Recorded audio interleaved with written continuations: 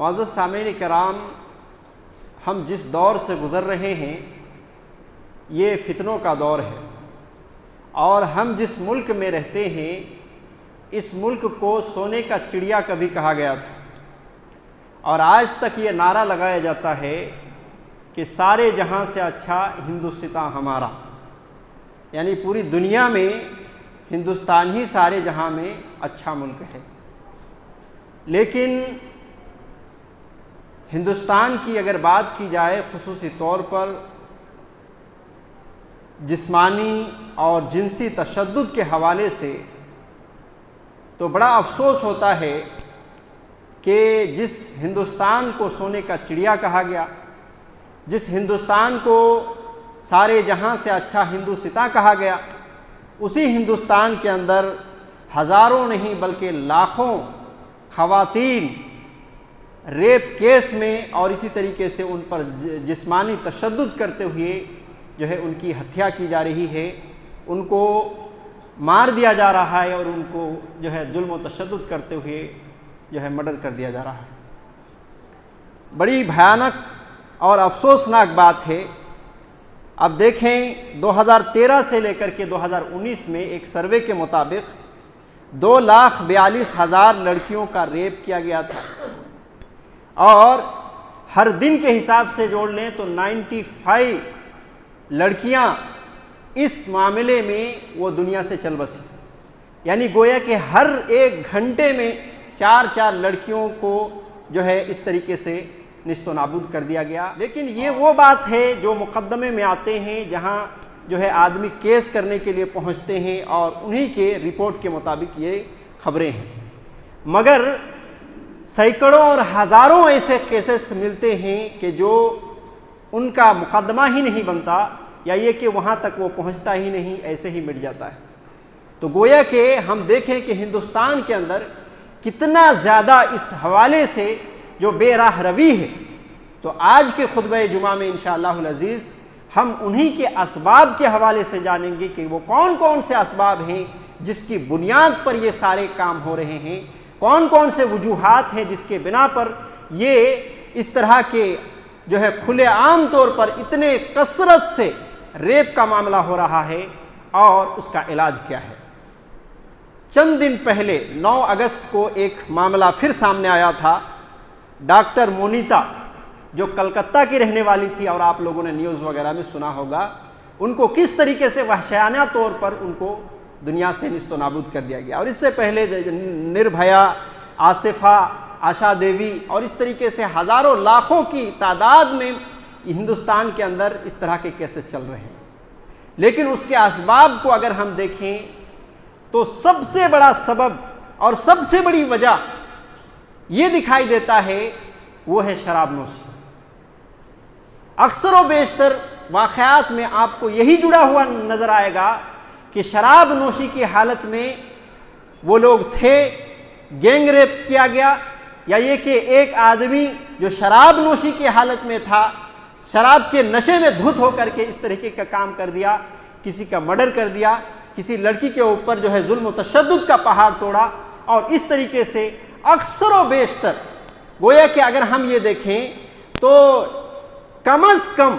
50% ज़रूर उसमें शराब नोशी ही की तादाद आती है कि शराब नोशी की हालत में आदमी था और इस वजह से इस तरीके का मामला हुआ। और अलमिया ये है कि हिंदुस्तान के जो गवर्नमेंट हमारी चल रही है, उनकी तरफ से शराब के मामले में कोई जो है रोक टोक नहीं, कोई दबाव नहीं, बल्कि उनसे पैसे लेकर के उनको बिल्कुल खुली तौर पर इजाज़त दी जा रही है। और जिसके नतीजे में हर गांव में, हर कस्बे और हर महल्ले में, हर जो है डिस्ट्रिक्ट और हर ज़िले में हमको कई दुकानें इस तरीके से और कई जो है ब्रांडेड और जो है बगैर ब्रांडेड के शराब बिकते हुए नज़र आते हैं। उनकी बड़ी बड़ी दुकानें और बड़ी बड़ी शॉप देखने को मिलती। बड़ी अफसोसनाक बात है कि हमारे हिंदुस्तानी माहौल में हम देखें तो इतने ज़्यादा कसरत से उसके गलत नताइज देखने को मिलते हैं, इसके बावजूद उस पर कोई एक्शन नहीं है, बल्कि उनको इजाज़त मिल रही है और साथ ही साथ उनसे जो है पैसे ऐंठने का भी काम किया जा रहा है। मुअज़्ज़ज़ सामीन किराम, वहीं पे हम अगर इस्लाम को देखें तो इस्लाम ने इस शराब को उम्मुल खबाइस कहा था, यानी बुराइयों की जड़ बताया था, बुराइयों की मां बताया था। सुनन नसई की रिवायत है कि अल्लाह के नबी सल्लल्लाहु अलैहि वसल्लम कहते हैं कि एक जो है बनी इसराइल में एक शख्स जो पाकबाज था, इबादत गुजार था, किसी मक्कार औरत ने उसको फंसाना चाहा और उसको जो है अपने किसी कारिंदे को भेजा कि जाओ उसको बुला करके लेके आओ और कहो कि उसको गवाही देनी है, और इस बहाने से उसको लाया गया। वो औरत के घर में जब ये नेक बंदा पहुंचता है तो ऐसी सूरत में वो घर के दरवाजे बंद कर देती हैं, और घर के दरवाजे बंद करने के बाद उनको 3 ऑप्शन देती हैं कि अगर यहाँ से तुम्हें जिंदा लौटना है तो 3 काम में से किसी एक को करने हैं, या तो मुझसे तुम्हें जिना करना पड़ेगा, या फिर ये शराब की बोतल रखी हुई है इस बोतल में से तुम्हें पीना पड़ेगा, या ये कि एक बच्चा यहाँ सामने मौजूद है उसको कत्ल करना पड़ेगा। वो आदमी जो नेक आदमी था और नेकी के उसके चर्चे थे, उसने सोचा कि अगर मैं इस औरत से सोहबत करूं तो ऐसी सूरत में बड़े गुनाह कर लूंगा, मैं बहुत बड़ा जुर्म का इर्तिकाब कर लूंगा मैं, और इसी तरीके से अगर बच्चे को कत्ल करता हूं तो यह भी बड़ा जुर्म होगा, लिहाजा आफियत इसी में है कि चंद घोट शराब पी लेता हूं। लिहाजा उस आदमी ने क्या किया कि चंद घोट शराब पिया, और जिसकी वजह से वो उसके जिस्म में नशा चढ़ने लगा, और फिर उसके बाद चंद घोट और पी लिया, और फिर उसको लज्जत आई तो ऐसी सूरत में उस लड़की से जो है सोहबत करना चाहा, रुकावट बन रहा था वो बच्चा, उसको कत्ल कर दिया, और इसी तरीके से फिर उस लड़की से भी सोहबत कर लिया। अल्लाह के नबी सल्लल्लाहु अलैहि वसल्लम ने इसी वजह से कहा था कि ये शराब जो है ये उम्मुल खबाइस है, बुराइयों की जड़ है, बुराइयों की मां है, और इस शराब के नशे की वजह से आज दुनिया के अंदर, बल्कि हमारे अपने महल्लात के अंदर भी अगर देखें तो बहुत सारे जो है उसके नताइज हमारे सामने, हमारे जहनों में, हमारे तसव्वुर में रहे होंगे कि जिसके नतीजे हमें खुल करके देखने को मिलता है। मुअज़्ज़िज़ सामीन, लिहाजा इस मौके पर हमारे हिंदुस्तान के जो जिम्मेदारान हैं उनको सबसे पहले शराब पर बैन लगाना चाहिए, क्योंकि जब वहशियाना हमला होते हैं उस वक्त मगरमच्छ के आंसू बहा देते हैं और फिर जहां थे वहीं पे रह जाते हैं और उसके लिए कोई इक़दाम नहीं उठाते, जिसके नतीजे में हजारों नहीं बल्कि लाखों की तादाद में हमारे जो है कौम की बेटियां और हमारे हिंदुस्तान की बेटियां इस तरीके से उनके ऊपर ज़ब्र जुल्म हो रहे हैं और इस तरीके से वो मौत की घाट उतार रहे हैं। लिहाजा इस मौके पर जो है हुकूमत को इस तरफ बतौर ख़ास जो है ध्यान देने की ज़रूरत थी। इसी तरीके से अगर हम देखें कि इतने ज़्यादा जराइम इस हवाले से जो हैं उसके वजूहात में एक बड़ी वजह यह है कि मखलूती तालीम और फ्रेंडशिप। जी हाँ मेरे भाइयों, आज हम हिंदुस्तानी माहौल में देखें तो हमारे स्कूल, हमारे कॉलेज, हमारी यूनिवर्सिटी इस तरीके से मिलते हैं कि जहां मर्द हजरात भी और लड़कियां भी, लड़के भी दोनों साथ में मिल करके जो है पढ़ाई कर रहे हैं। अक्सर व बेशतर स्कूलों और कॉलेजों और यूनिवर्सिटियों का यही हाल है और इसके नतीजे क्या हो रहे हैं? इसके नतीजे में हम ये देख रहे हैं कि एक लड़का एक लड़की से जो है फ्रेंडशिप बनाते हैं और दोस्तियां करते हैं, फिर वो जो है एक तो क्लास में थे ही, फिर बाहर में भी आपस में मिलते जुलते हैं, नाश्ता और इस तरीके से लंच वगैरह करते हुए नजर आते हैं और फिर खेल कूद में भी एक दूसरे के शरीक बनते हैं। और अलमिया यह है कि आज हमारे मुसलमानों के कितने ऐसे मुसलमान हैं जिनके जहन बदल गए हैं, जिनके जहन बदल गए हैं और वो ये कहने पर मजबूर हैं, ये सोचने पर मजबूर हैं कि इस तरह की चीज़ों में कोई गलती नहीं है। एक तरीके से जो मुसलमानों की गैरत होनी चाहिए थी वो गैरत हमारे जहनों में, हमारे अमल में नहीं दिखाई देता है। मौजूद सामीन, इसके नतीजे में क्या होता है कि इसके नतीजे में भी ये रेप और इस तरीके से जिनसी तशद्दुद के कारनामे दिखाई देते हैं और इस तरीके से जो है बहुत सारे मामलात हमारे सामने आते हैं। लिहाजा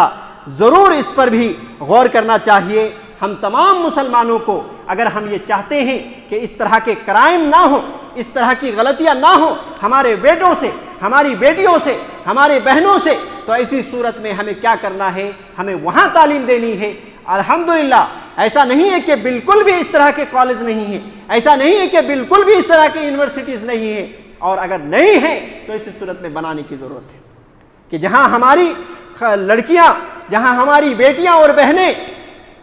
जो है सिर्फ गर्ल्स के नाम पर एक कॉलेज हो, यूनिवर्सिटी हो, और वहां सिर्फ गर्ल्स को इजाजत हो कि वहां वो पढ़ाई करें। ऐसे हैं भी, लेकिन खाल खाल हैं, बहुत कम हैं। ऐसी जगह पर हमारी बेटियों और बहनों को तालीम देने की जरूरत है। और मुझे कहने दीजिए कि इन्हीं फ्रेंडशिप ने हमारे कितने मुस्लिम बहनों को और कितनी हमारी मुस्लिम बेटियों को मुर्तद बना दिया, इस्लाम से फिरा दिया, उसको किसी दूसरे मजहब और मसलक में वो चली गई। ये नतीजा हमें देखने को मिल रहा है, और यकीनन ये बहुत बड़ा नतीजा है। जो उनके पास दुनिया की सबसे बड़ी दौलत थी, वो दौलत भी वो खो रही हैं इसी फ्रेंडशिप के नतीजे में, और ये मखलूक जो तालीम दिए जा रहे हैं इसी के नतीजे में। आला तालीम से इस्लाम नहीं रोकता, आला तालीम से कोई जो है आलिम भी नहीं रोकता कि आप अपने बेटे बेटियों को तालीम, आला तालीम ना दें,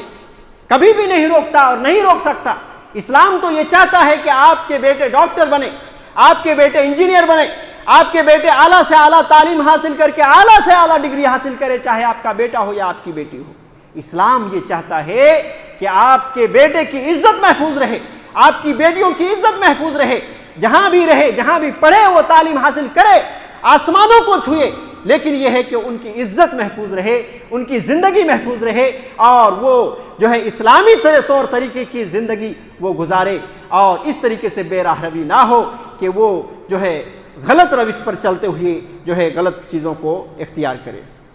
मुअज़्ज़ज़ सामीन, और आज के दौर में जो ये गैंग रेप और इस तरह के ज़िना और दीगर इस तरह के केसेस जो कसरत से देखे जा रहे हैं,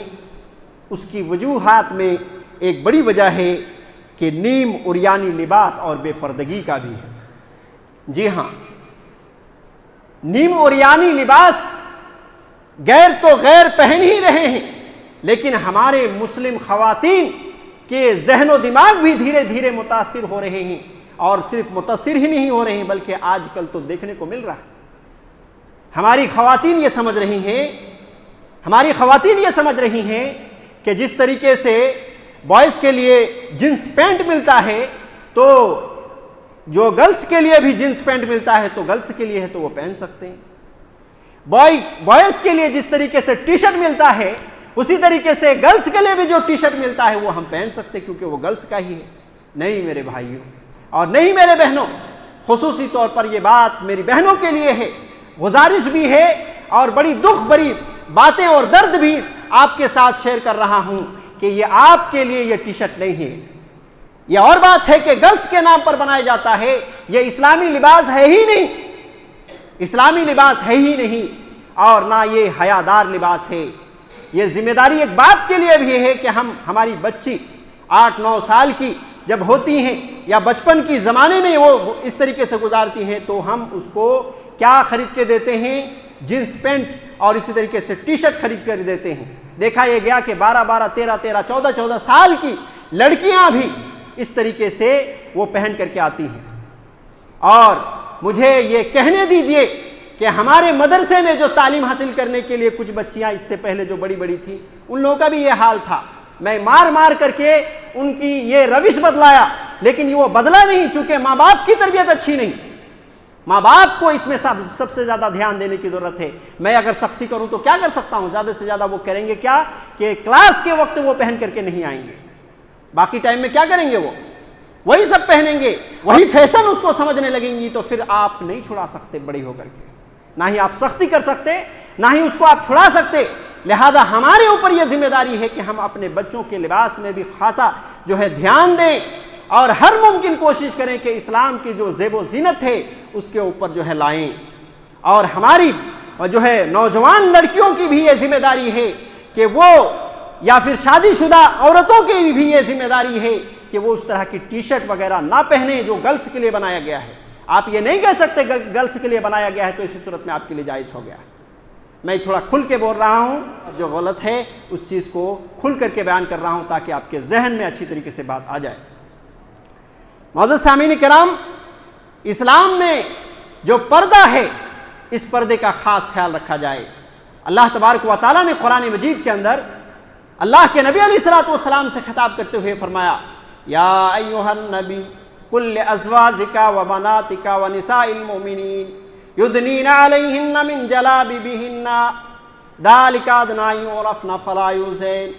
ऐ नबी, आप अपनी बीवियों से कह दें, अपनी बेटियों से कह दें और तमाम उम्मत मुस्लिमा के ख़वातीन से कह दें कि जब वो अपने घर से निकले तो ऐसी सूरत में अपने ऊपर चादर ओढ़ लिया करें। ज़ालिका अदना युरफ़ना, ये करीब है इस बात की कि लोग उसको इफ़्फ़त व हया की औरत और इफ़्फ़त व हया की लड़की उसे पहचान ली जाएंगी कि ये इफ़्फ़त वाले घराने की है, ये हयादार घराने की है, ये लड़की ऐसी वैसी नहीं है। लिहाजा वहशियाना लोग उससे जो है इस तरीके के टॉर्चर करने और उसकी तरफ लाइन मारने से बच के रहेंगे। ज़ालिका अदना युरफ़ना फ़ला युज़ैन, कुरान ये कहता है कि उनको इज़ा नहीं दी जाएगी, उनको तकलीफ नहीं दी जाएगी, लिहाजा उनके ऊपर अपना चादर ओढ़ लिया करें। अबू दाऊद की रिवायत है, हज़रत आयशा रज़ियल्लाहु अन्हा बयान करती हैं कि जब ये आयत करीमा नाजिल हुई कि अंसारी ख़वातीन का भी ये मामला रहा कि वो अपने पर्दों को और अपने तहबंद को जो है फाड़ करके वो अपने ऊपर इस तरीके से चादर बना ली और जब भी निकलती, हज़रत उम्मे सलमा रज़ियल्लाहु अन्हा बयान करती हैं, अबू दाऊद ही की रिवायत है, हज़रत उम्मे सलमा रज़ियल्लाहु अन्हा कहती हैं कि जब वो निकलती तो ऐसा लगता था उनके सियाह कपड़े की वजह से कि गोया कि उनके सरों पर कौवे बैठे हुए हैं। ये उम्मत मुस्लिमा ने इस आयत करीमा को समझ करके इस तरीके से जो है खैरुल कुरून की जो खवातीन थी, सहाबियात जो सबसे दुनिया की बेस्ट खवातीन थी, उन्होंने अमल करके ये बता दिया और दिखा दिया और क़यामत तक के तमाम उम्मत मुस्लिमा के खवातीन के लिए यही जो है राह है, एक सच्चाई का, एक अमानतदारी का, इस्लाम का और मुरव्वत का। लिहाजा हमारी बहनें अगर हयादार बनना चाहें, अगर हमारी खवातीन हयादार बनना चाहें तो उनके लिए यही राह है कि जब भी वो निकलें तो ऐसी सूरत में बापर्दा निकलें। और मुझे कहने दीजिए कि आजकल जो बुरके हया के लिए पहनी जाती है, आजकल ऐसे ऐसे चुस्त बुरके निकले हैं और इस तरीके के बारीक लिबास निकले हैं कि वो हया से जो बचने के लिए और अपनी ज़ेबो ज़ीनत को ढांकने के लिए जो पर्दे के लिए इस्तेमाल करती थी, वो सारी चीज़ें अभी वो भी एक फैशन हो गया है। सारे नसेबो फराज नजर आ रहे हैं, उतार चढ़ाव नजर आ रहे हैं और इस तरीके से बापर्दा करना ये पर्दा नहीं है। पर्दा वो है जो इंसान के जिस्म के पूरे उतार चढ़ाव को ढांप ले। हमें ये देखने को मिलता है आज फैशन के दौर में कि उनका जो इस्काफ होता है वो चेहरे ढांकने का ऊपर वाला, देखा गया कि माशाअल्लाह लिखा हुआ है, देखा गया कि इस्लाम की शहजादी लिखा हुआ है। ये क्या है? ये पर्दा नहीं है और ये ज़ेबो ज़ीनत को ढांकना नहीं है, बल्कि ज़ेबो ज़ीनत को और जो है दिखाना है और मर्दों को दावत देना है कि आप देखो मैं इस्लाम की शहजादी हूँ, मेरे जो है बिल्कुल आंख के बाजू में ये माशाअल्लाह लिखा हुआ है, मेरी तरफ देखो। ये दिखाने का एक जो है ढोंग है और खूबसूरती के नाम पर, ज़ेबो ज़ीनत के नाम पर हमारी उम्मत मुस्लिमा के ख़वातीन इस तरह के बुर्के पहनते हुए नजर आती हैं। लिहाजा हमारी मुस्लिम बहनों को मैं ये गुजारिश करूंगा कि आप तमाम जब भी अपने घर से निकलें, ऐसा बुर्का हो वो फैशन का नाम ना हो, बल्कि आपके दिल और आपके जहन भी हया वाली हो और आपके कपड़े भी हया वाले हों। आपका जिस्म के जो है जीनत है वो ना दिखने पाए, आपके जिस्म की खुशबू ना दिखने पाए और ना किसी को लगने पाए, आपके जेवरात की खनक और उसकी जो है आवाज़ किसी को ना लगने पाए। और इसी तरीके से आपने जो कुछ ज़ेबो ज़ीनत के लिए अंदर इस्तेमाल किए हुए हैं वो सारी चीज़ें किसी को भनक तक ना लगे, इस तरीके से पर्दा करनी चाहिए। एक रिवायत जिस पर थोड़ा कलाम भी किया गया है, हज़रत फ़ातिमा रज़ियल्लाहु अन्हा के हवाले से है,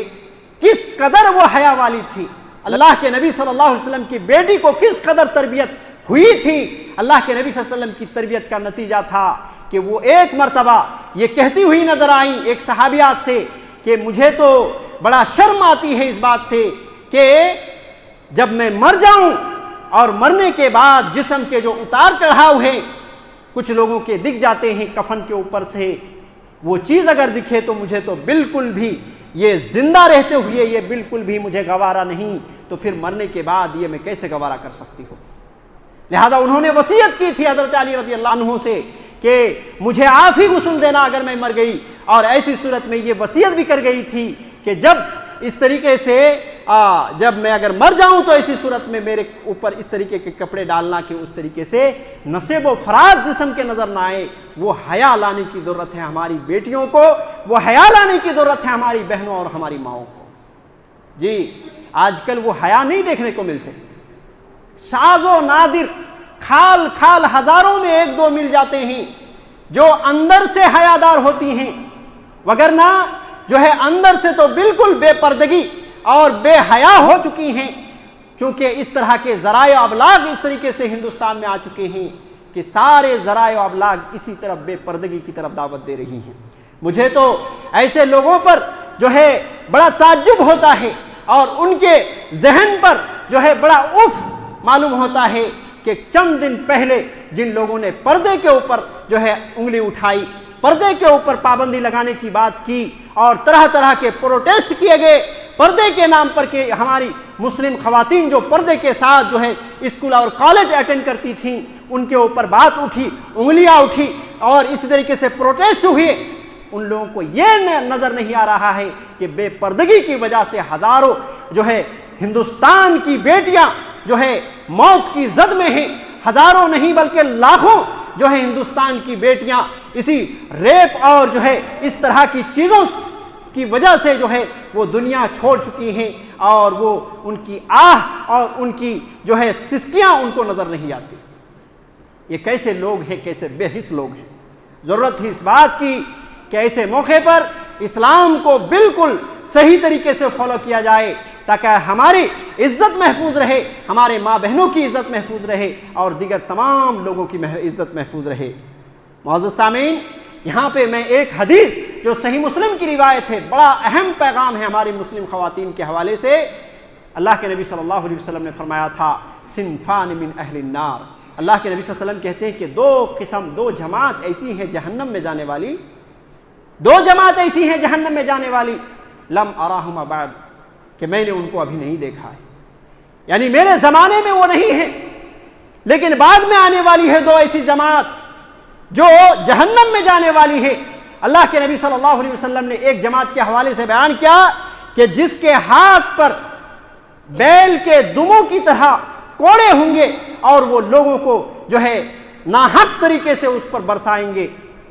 नाहक तरीके से लोगों की पिटाई करेंगे, कोड़े बरसाएंगे, लाठियां और डंडियां जो है इस तरीके से मजलूम लोगों के ऊपर जालिम बन करके जो है लोगों को मारेंगे। ऐसे लोगों अल्लाह के नबी सल्लल्लाहु अलैहि वसल्लम कहते हैं कि मैं अभी तो नहीं देख रहा हूं लेकिन वो लोग जहन्नमी हैं। एक जमात वो होगी, चाहे हुकूमत के हुक्म से करे या हुकूमत के बगैर करे, सारे लोगों का हुक्म यही होगा। और दूसरे किस्म के वो औरतें और वो खवातीन, अल्लाह के नबी सल्लल्लाहु अलैहि वसल्लम फरमाते हैं वनिसाउन कासियातुन आरियातुन, वो औरतें,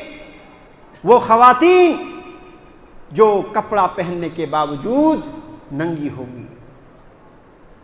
इमाम नववी रहमहुल्लाह इस हदीस की तशरीह में लिखते हैं कि वो दौर आ चुका है,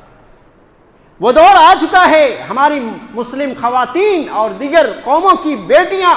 इसी तरीके के कपड़े पहनने लगी हैं कि वो कपड़ा पहनने के बावजूद वो नंगी नजर आती हैं। कभी तो कपड़ा ही छोटा होता है जिसकी वजह से उनकी पूरे जिस्म के जो है दिगर आज़ा नजर आते हैं, और कभी तो कपड़ा इतना बारीक होता है कि बाहर से अंदर नजर आता है, और कभी तो कपड़े इतने चुस्त होते हैं, इतने टाइट होते हैं कि उतार चढ़ाव सारी चीज़ें बाहर से ही नजर आ जाती हैं। लिहाजा वो दौर आ चुका है और अल्लाह के नबी सल्लल्लाहु अलैहि वसल्लम कहते हैं कि वो जमात जो मैं अभी नहीं देख रहा हूँ लेकिन वो जहन्नम में जाने वाली जमात होगी। हमारी मुस्लिम खवातीन के हवाले से एक बहुत बड़ा पैगाम है कि मेरी माँ और बहनों, इस हदीस को ख़ास तौर से अपने दामन में आज समेट करके लेके जाओ। पहली बात, अल्लाह के नबी सल्लल्लाहु अलैहि वसल्लम ने कहा कि वो कपड़े पहनेंगी मगर वो नंगी होंगी। और अल्लाह के नबी सल्लल्लाहु अलैहि वसल्लम ने दूसरी बात ये कहा कि वो माइलातुन व मुमीलातुन, कि वो